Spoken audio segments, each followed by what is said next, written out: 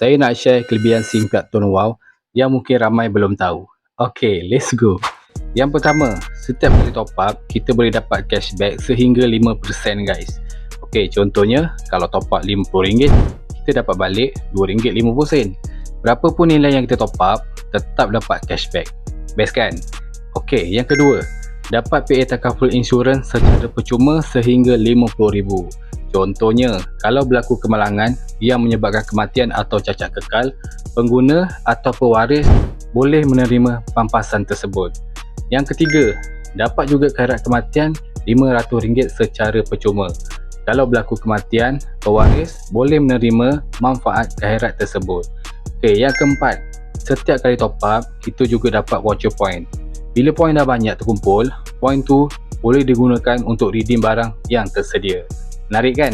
Tapi yang paling best bagi saya, SIM card ni bukan sekadar untuk guna call dan internet. Itu juga boleh jana pendapatan. Maksudnya dekat sini, kita guna SIM card macam biasa, dalam masa yang sama, kita ada peluang untuk buat income. Sebab tu bagi saya, menarik bila satu SIM card bukan sekadar bagi kemudahan, tapi ada manfaat tambahan yang kita boleh dapat. Kalau nak tahu lebih detail, saya ada sediakan link dekat bio.